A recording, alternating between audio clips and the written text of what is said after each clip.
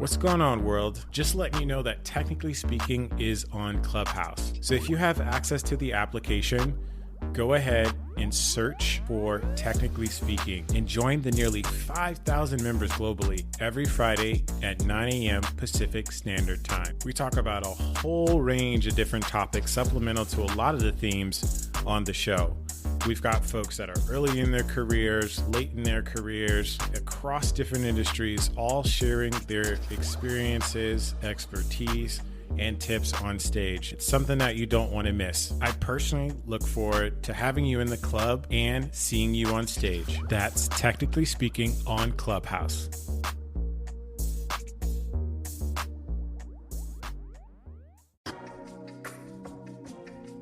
You thought I was only dropping one after hours segment on you? No, I've got two.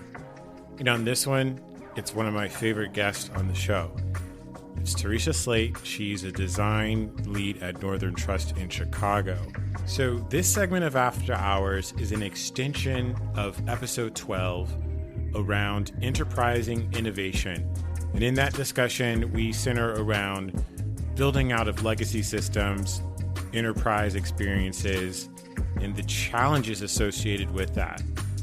In this sit down, our discussion naturally touches on three areas. The first being around design ethics and what that means, especially in 2021.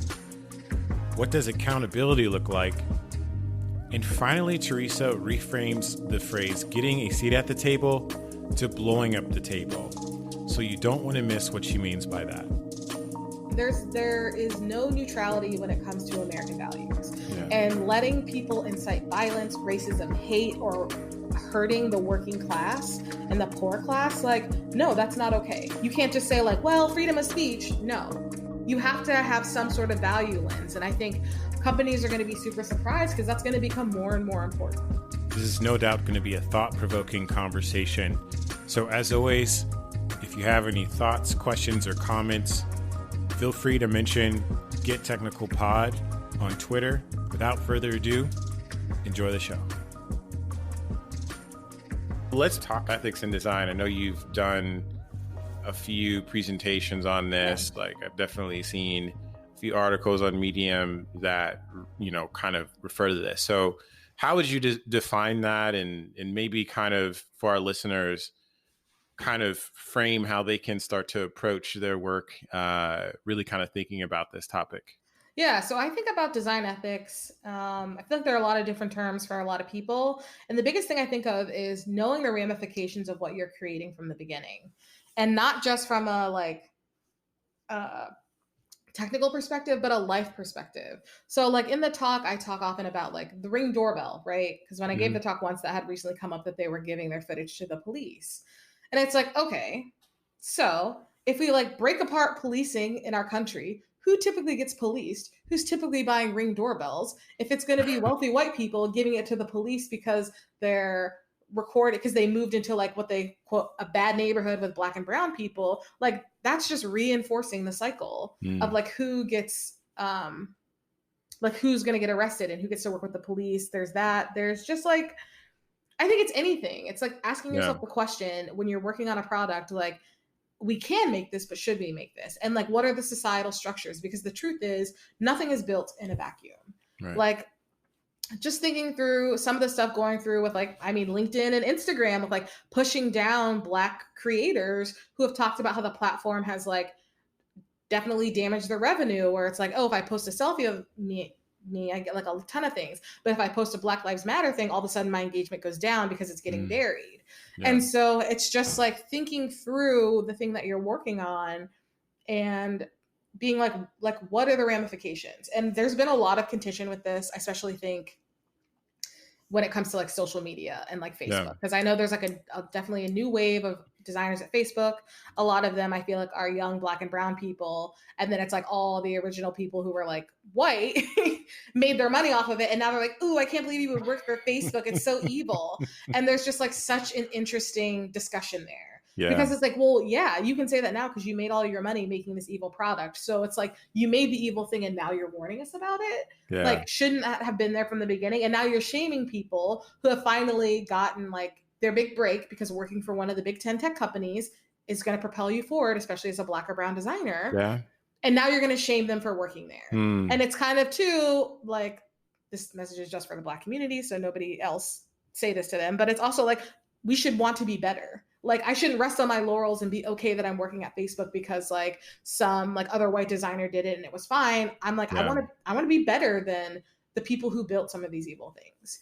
And so like, it's harder for me to get more excited about working for places like that aren't thinking about like, well, what are the ramifications of the things that I'm creating? Like social media now has a whole host of like mental illnesses that have now been like, you know, exacerbated or created. Yeah. And there's just not enough work in thinking about how to like think about the damage that's been done. And I think so many people are like, oh yeah, I maybe work on this evil product, but I like volunteer in my free time. You can't offset harm. Like if you harm someone, that's it. You have to make amends for the harm that you made. You can't be like, hey, I know I punched you last week, but I walked this old lady across the street yesterday. So like it was totally, you know, fine. Totally unrelated. Yeah. Yeah. And that's I feel like how people are starting to look and approach tech is like, sure, I might work for this company on this product that's something like bad, but I, you know, volunteer for like Black Girls Code on the weekend or like something along those lines. And it's like, that you're still putting harm out into the world. Like it's not carbon emissions. You can't just offset it by doing something nice. Like, I don't know, watch The Good Place, you know, you're getting so many, have you seen that show? No, I haven't. Oh my God. It's about the afterlife and there's a point system. Oh. And that decides who like goes to the good place or the bad place. And so I always think about that too. Because you can't ever erase your bad marks. You just have to do so much good that it like outweighs it. So I always think about it's like that. I love the sort of metaphor or analogy around carbon emissions, like offset, right? Like these are two totally different sort of things, right? And while personally you're trying to make these moves to sort of offset that or make you feel better, it still doesn't erase the larger thing, which by the way, is consistent at all levels of institutions. And that's the thing is like your CEO isn't going to change until you pressure them. Like I think that's the biggest thing that I've been thinking about as I get, you know, more and more radical is like it's the workers who have the power, not the people who are currently in power. So if you can all work as a collective and say, like I think this has been on my mind a lot recently. So the shooting that happened in Kenosha, that kid, they crowdfunded $2 million bailout. It's crazy. He was invited there on a Facebook event that was getting armed militias together to protect the businesses of Kenosha. And in one line in an article, Mark Zuckerberg was like, oh yeah, I guess it should have been taken down since it was inciting violence. And it's like, you literally are responsible for the deaths of two people because you made an event and like, you're trying to be whatever nonpartisan. If people are saying citizens rise up, get armed and go to protect property. Like, how is that not inciting violence? How is Facebook not being held responsible for that? And like that's where I think like, yeah, if you made that, if you were the moderator and you didn't let it get taken down and this happened, like that's a ramification that you need to live with. Yeah. What does, so there's a few things here, right? So there's sort of the ethics and approach to building these products, right? And then there should be, in my opinion, accountability. So what does accountability look like for these types of things? I think that gets harder. So I also talk about VW Gate a lot. So the software developer, James Leong, who got, I don't ever know, he was pretty much threatened with almost 40 months in prison and a $200,000 fine for putting in software in VW cars to trick California emissions tests. And so his accountability was like jail time. And I think accountability just looks like, it's hard because it has to go up the chain. I think it goes up to like, how do we divest from companies that do bad things? And then how do we have accountability after the fact? Like if you created a feature that led to somebody dying, I don't know. I'm like, we can't like censure you in design or something, but I'm like, it needs to, I don't know what it looks like because we're in such a weird culture now that like accountability is now equated to like cancel culture. And it's like, well, don't I get to make amends? And it's like, yeah, but you have to make that amends. Right. And you also have to take ownership. And I think design has been so far removed. Yeah. And not I will say, feels like it's so far removed that they don't take personal responsibility for the things that they create. Like, I have a friend here who's talking about those people who work at like Uber and Lyft that are like, how is you as a designer like doing pro Prop 22 knowing it hurts drivers? Like, how is you as a designer like made that little pop-up ad and like proudly presented that? And I think that's the thing. To me, ethics is all about two personal values. And like 2020 and beyond, like before, has shown us there are bad values. Like, I'm sorry, there is no neutrality when it comes to American values. And letting people incite violence, racism, hate, or hurting the working class and the poor class, like, no, that's not okay. You can't just say like, well, freedom of speech. No, you have to have some sort of value lens. And I think companies are going to be super surprised because that's going to become more and more important. So like, I think about this at Northern is because they're very invested in the community. I think they definitely probably have clients that I wouldn't be comfortable with, especially when it comes to like cities, universities, or police forces. But by the by, they're very invested in Chicago and they take very good care of their employees. And they're very much like working to be more and more representative of the city that they were founded in. And even taking a chance on like, wealth isn't just like New England, like East Coast white wealth anymore. Like lots of different people are establishing wealth. So how are our programs and our relationship managers reflecting that? Like somebody talked about how what was it? It was the guy who's like head of GFO talked about how they went to an office on the West Coast and it was all a bunch of white guys in suits. They showed up and they didn't get the job because they're like, you guys seem too old school. And so even if you have terrible values from a business perspective, like it's just going to become more and more pertinent to be on the right side of history. And like, I think that's so much when I think about like Facebook and Twitter and like Mark Zuckerberg and Jack Dorsey, they're on the wrong side of history and they're going to continue to be. And like, we also have to hold them accountable because also the media continues to coddle them. Of like, oh, well, he didn't know he was a child. And it's like Zuckerberg is fucking in his mid-30s. He is not a child. He is not a child. Tamir Rice was a child. Mark Zuckerberg is not a child. And so just like the more we break apart those narratives and hold them accountable, that's what like, I don't know. That's what we have to do and figure out how we divest and how we like Amazon. Oh God. How do you become a trillionaire during COVID? That's crazy.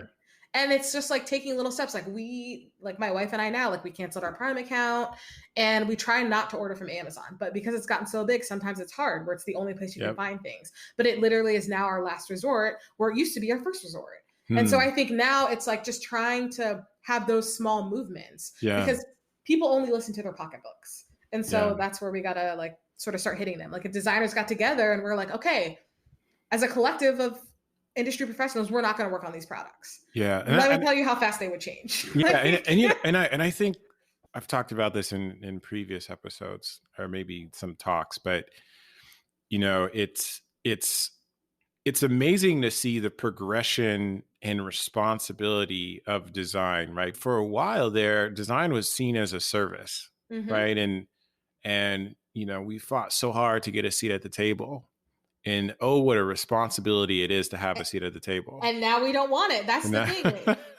It's like a lot, like I wouldn't say all of us, because I'm like, that's, you know, you got to take the good with the bad. But exactly. We fought for a seat at the table. And now that we're at the table, we don't like what's there. Like, and so we either change it or you're complicit in what's going on. And like, I don't know. It colors the way I see people talk about their work and the types of people I know that I would be interested in bringing on our team.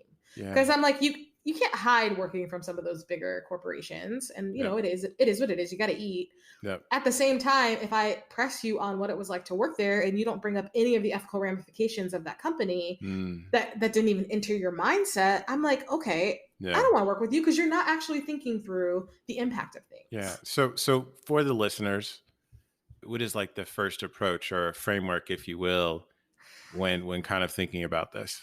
Okay, so oh man, I should have reviewed my slides. No, my first one is kind of looking at the power play. Like, who are you making this for and who benefits from it ultimately? And so I think about that where if it's like, okay, this massive foundation is creating something for teachers and like if this foundation is supposed to benefit like teachers, but they're being hired by the like school systems that employ them that have notoriously treated them poorly, maybe you don't want to work on that product. Like that's one. I think two, I always think of The Wire with like Lester, right? Follow the money. I think about the product that you're making and follow up where that money goes after and who is sort of funding the project. Those are like the big two things. It's just like who benefits from your product at the end of the day, and whoever benefits it, who's ever benefiting from it, the person that's saying that they need this quote unquote innovation, are they actually part of the community or are they not? Yeah. Awesome. I love that. This is great. So on your LinkedIn profile, your headline is Black Lesbian Radical Leader focused on getting more Black and Indigenous women in design. Let's blow up the table. Yeah, I don't want to sit at the table anymore. Who cares? Blow up the table. The table shouldn't even exist. And I think, again, this is just coming from, I feel like the Black lesbian radicals who came before me. It's about collectivism and sharing knowledge and not holding things so precious. Like I can acknowledge, like, yes, I am talented. And also I got to where I am from a series of luck. Like I was lucky enough to have parents who like had good enough credit to go into debt to get us into good schools, like to move to like that Dave Chappelle joke, right? My parents were rich enough to buy a house in the poorest white neighborhood to get us in good schools. So I'm like, that's luck. I don't have any control over that. And a lot of people don't. Okay. I was lucky enough that my public university, which was very affordable, had a great design school. Yeah. And on top of that, I was lucky enough to get a scholarship there. So I didn't graduate with a ton of debt. And all of that sort of propelled me into having like sort of the right credentials to be considered a designer. But there are so many people, especially that I've been mentoring lately, who have sort of a non-traditional path who would just like blow me out of the water. And I'm like, so how do we get more of those people? Like, how do I do it from both sides, right? Yeah. How do I get those people sort of this kind of secret knowledge that a lot of designers hide? And I think about this too, like working. Like what are people hiding? I mean, just like not hide, I guess that's the wrong term, but just being like in airs of like, well, I have this thing. And if you want to learn it, like pay me and I'll teach you. And it's like, no, like, let's like, I bring this up to Gravity Tank because the founder, Chris Connolly, was very much like design isn't magic. I don't want us to be in a black box. I want us to be completely transparent about what it is that we do. Because at the end of the day, the clients can do it themselves, but we're all trained practitioners. So again, it's like plumbing. Yeah, you can fix your own plumbing. It maybe will go well, maybe it won't go well. But like if you hire a professional, you know that the job is going to get done and they'll also walk you through it because we shouldn't be so afraid that we're going to like lose our jobs or like get rid of the magic because I don't know, at the end of the day, I think about that. Nobody's me, right? So you all bring a unique set of experiences. And if what's keeping somebody out is because they don't have an understanding of typography because they've never had a typography course, let's teach them. Right. Like we can teach all of that stuff. Like there are steadfast. And I think this is one of the great things about going to DAP is it's a very much about how it's like you learn to be a designer. Nobody is inherently born with the natural talent of being a designer. It is a sensitivity that you learn by just repetition. Yeah. And like you can do that on your own or you can do it in a high-paced environment at a university, but that's all it's about. It's like training yourself as a skill. And so I think when people are hiding, I think it's more like they don't want to show you how the sausage is made because they're insecure that once you know, you'll do it and not hire them. And that's not how I feel. Right. I'm like, great. If you know how I do this stuff, now we can solve better problems because you're going to have a better understanding of what it is I'm trying to accomplish. And you can provide your insight, which helps me because nothing good happens without collaboration. So my take is like blowing up the table is kind of blowing the doors off of, the gatekeepers, right? I'm assuming that for a while, the knowledge that was kept, it was in these groups of gatekeepers that kept it from people. And your gatekeepers more than likely were in positions of power in these institutions. Yeah, I think about like, that's why AIGA is going through a thing. Like it has been such a gatekeeper organization about what isn't design. Yeah. And I remember in the Chicago chapter, I helped pick our award slate one year. And it was actually the most diverse award slate that AIGA Chicago has ever seen. It was all like Black and brown women for the most part. And the woman who won our designer of the year, Catherine Darnstedt, was actually an architect, but she was an architect that uses human-centered design principles in her architecture. And the president that year got so many letters from the gatekeepers in Chicago. like the older white designers that were like, she's not even a graphic designer. How dare you give her an award? And it's like, here's the thing.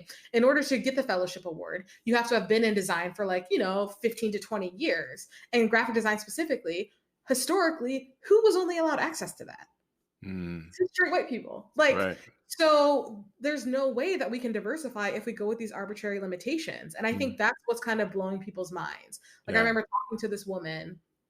She's very proud of herself. She was like, oh, I just do blind resume reviews. And I'm like, I hire managers if they've been a manager before and it's really worked out. And I'm like, okay, but let's unpack that. If you hire somebody who's been a manager before, and we statistically know that women are not promoted as fast, but typically do all the work of a manager but don't have the title, doesn't that skew the figures, right? Because the person that's going to have the title of manager is going to be somebody who is in that position of power already. So if you're already starting off under, how are you expecting somebody to sort of like catch up based on title alone when they've been kept out of that access for so long? And I think for design, like it's such a middle class career, which is wild to me because I think about it from the perspective, like my mom had no idea what I was going to school for. She's an engineer. She studied chemical engineering. And I remember her coming to my freshman studio and being like, she has a class called color. I thought that's what you did in kindergarten. And I'm like, Mom, she's like, are you going to have a job after this? I was like, yes, it is a lot more analytical than you think. I promise. And she's like, okay, like, okay. Like, and I think that's the thing is just like, teaching, like blowing up the doors, getting out the gatekeepers and realizing that, I don't know if I can curse, but I'm like, it's all bullshit. Like nobody, they're more practiced than you. That doesn't mean they know more than you. And often like, if we look at especially design in America, it's so white and European centric that I'm sorry, most of the gatekeepers don't know what good design is in other cultural contexts. And I think that is the big thing that's been missing from design education is that good design differs based on context and based on culture. Right. And that really like came to me. I went to Shanghai had their first UX conference in 2016 and I went to it, which was a crazy thing to do. I took like a weekend trip to China. I was like, I don't know what I was thinking. A weekend trip. That's a long flight. I think was that a 14-hour flight, 15-hour flight? Well, 16 because I did like. Oh, you're coming from Chicago. So the long haul is like 14 to Hong Kong, and then I would do 2 hours like Hong Kong to Shanghai. So I like left on a Thursday, got there on a Friday, where we went to the conference like 4 hours later, and then I flew back on Monday. And yeah, there's this guy who's like a white American, but he grew up in Shanghai because he was like a military brat. Yep. And he gave a talk about global design. And he's like, global design currently is Western design, but that's going to change because there are more people in the East. And this is really the first time in recent history where China hasn't been the center of the world and center of trade. So people talk about losing their superpower. It's like, no, it's just going back to stasis where China is the superpower. And so he talked about how Western design ideals don't play in China because of cultural context. So like minimalism doesn't work. Because if you look at a Chinese home, to the average Westerner, it would seem cluttered, but to a Chinese person, it's perfect because they can see everything they need out in front of them. So that mindset of how homes are designed ties into how the applications are designed. So if you're not showing me all the options, I don't think it's there. So when like I love using WeChat and stuff like that. And I think Facebook Messenger has like, sort of stolen some of that and modified it. But like to the average user, WeChat seems cluttered. And I'm like, no, I'm not. It's amazing. I can open this. I'm like, let me order food. Let me get a taxi. Let me send some money. Like, let me do a video chat because it's like all right there. Yeah. And that's what plays in that culture. So I know that there were a lot of Western design firms like the IDEOs and Frogs coming to Shanghai and struggling because the design there is different. Minimalism isn't what that culture has traditionally been about. And so you can't just walk into a cultural institution. And I think that plays a lot in design in America. And like I've talked about, I had to relearn what was beautiful because I grew up being inspired by like African art and African design. And then to get to school and to be like, no, that's ugly. Ooh, why do you have so many colors? Like it needs to be red, white, and black. What are you doing? You need to be using Helvetica. Like that is kind of a bit soul crushing. Yeah. So then I just like spent my design career learning how to assimilate to this very narrow scope of design that kind of really drove a lot of my career, I would say probably until like 6 years ago. Yeah. So what does the future look like for you? We talked about this before the show. Yes, the future. So funny. So I actually am hoping to exit design at some point in the future and move on to just sort of other passions I have. So one of them is I'm actually thinking about running for office. Oh, wow. I'm getting more and more involved with like local activism and things like that.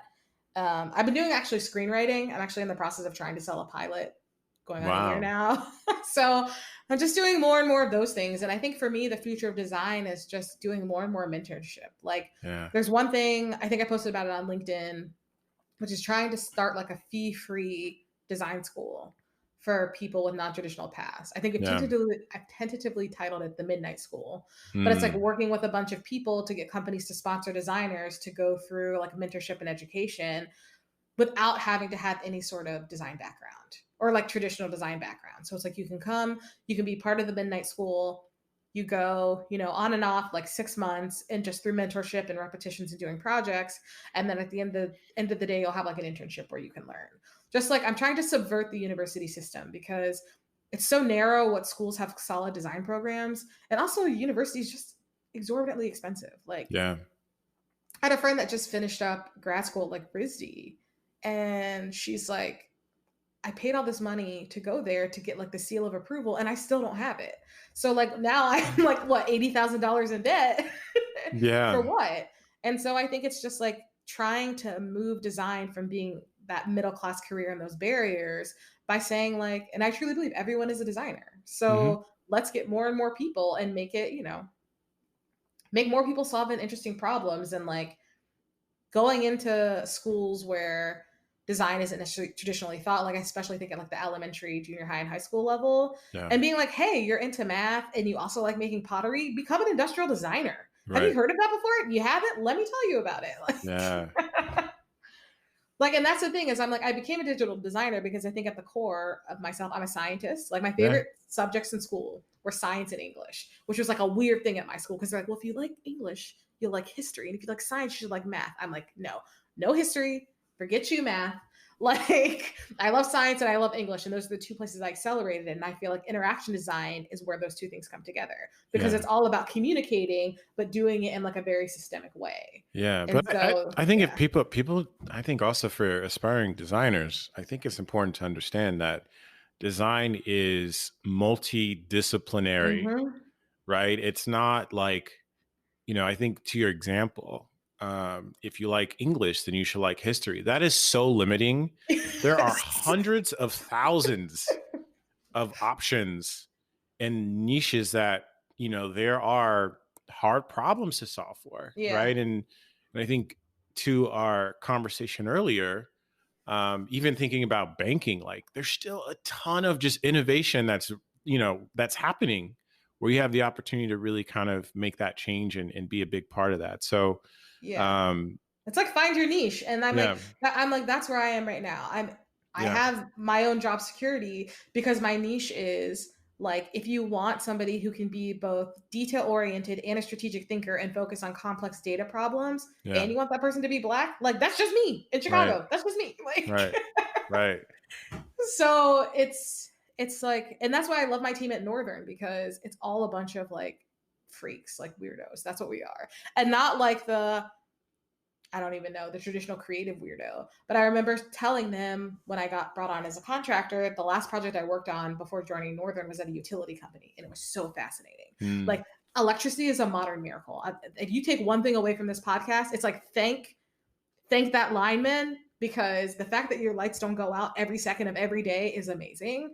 But I was just like telling them, and I was like, it's kind of boring. And I was telling them, and their eyes were all like, yes, this is awesome. And I'm like, oh my God, I have found my people. Just yeah, like those really complex problems that aren't necessarily like pretty or sexy or fun, but they're really great to sort of sink your teeth into. yeah. So Enjoy this episode? Be sure to hit the subscribe button on whatever podcast platform that you use. You can also subscribe to my newsletter at harrisonwheeler.com for the latest industry insights, new article posts, and announcements of future guests on the show. Once again, thanks for listening to this episode of Technically Speaking. I'm your host, Harrison Wheeler, and I'm out.